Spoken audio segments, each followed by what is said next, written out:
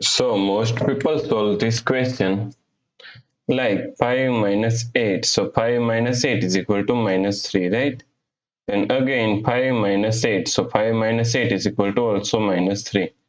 Now minus 3 times minus 3. So minus 3 times minus 3 is equal to 9, right? But this answer is not correct. This answer is completely wrong. So now let's solve this problem correctly by using a PEMDAS rule, right? So PEMDAS, P-E-M-D-A-S.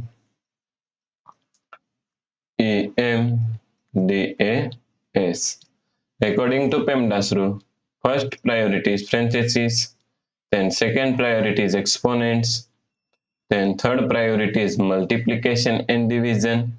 Here multiplication and division both have equal priority, so we have to solve it from left to right. Then fourth and last priority is addition and subtraction. Also addition and subtraction both have equal priority, so we have to solve it from left to right. So in this question, here we have subtraction, here multiplication, and here parentheses. So according to PEMDAS rule, first we have to solve parentheses. So now 5 minus 8. Now solve this parentheses first. 5 minus 8 is equal to minus 3. So times minus 3, right? Now here we have subtraction and here multiplication. So according to PEMDAS rule, first we have to solve multiplication. Then we have to solve subtraction, right?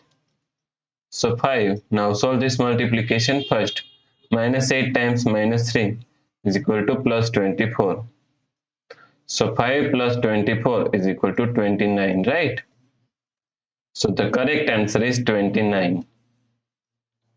If you like this solution, then please like, share and subscribe Virakti Education YouTube channel, and also do not forget to comment your answer. Thanks for watching this video.